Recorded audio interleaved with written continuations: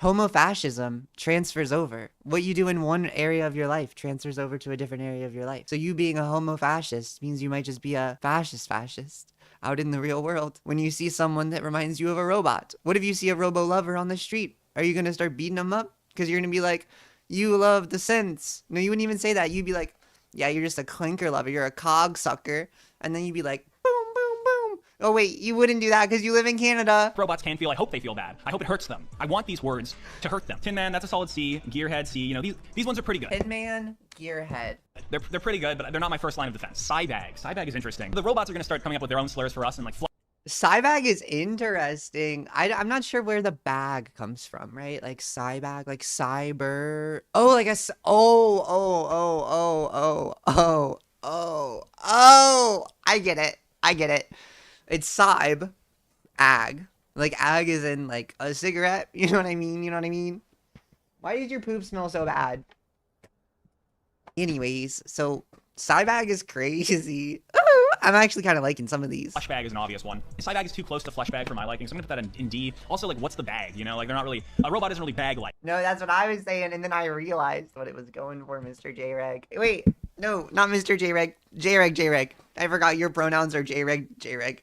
And your prefix is also J-Reg, so I apologize about that, J-Reg. It's more of an eldritch abomination, taking whatever form it needs to in order to best shape itself into the form that techno-capital wills it. Inorganic, yeah, that one's kind of lame. I'll give that one a D. Game Boy's kind of like a baby slur. It's like when it's more of a nuisance than an existential threat.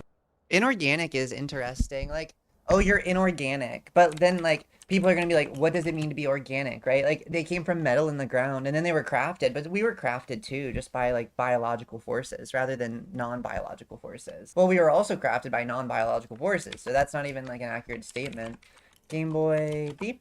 Game Boy's kind of funny, I guess. That's, like, a microaggression, I imagine, right? Like, oh, yeah, what's up, Game Boy? Or maybe, like, synth to synth, right? They'll be like, what's up, Game Boy? Have you ever heard, like, what up, Playboy? I don't know if you've ever heard that, but I've heard that before. And, like, Game Boy could fit in, like, the linguistic pattern that already exists. We, you know, just switch it out. Threat. Bit jockey. This seems to relate to, this is probably like an actual slur I'm just not aware of. Oh, camel. But we're reappropriating actual racism for a generative good kind of racism, which is against robots. And you should be racist against robots. If you have racist urges within yourself, the best thing you can possibly do is to channel that racism into racism against robots. They're not people. It's fine to kill them. And in fact, it's actually morally good to dehumanize and kill them. And humanizing robots is actually the first step into all of humanity dying. So if you see someone referring to ChatGPT as he or she, or calling an AI their friend. Okay. Chill.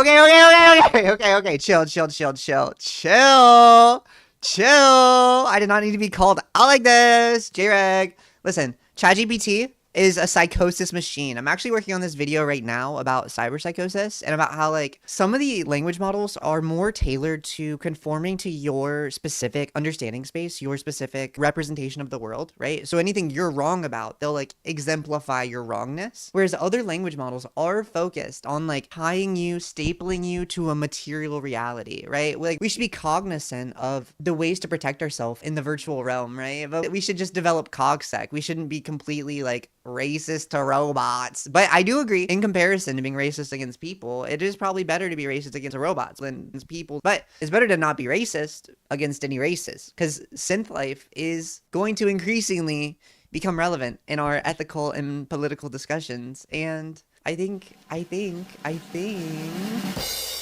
we should really think about that as we're developing our way forward.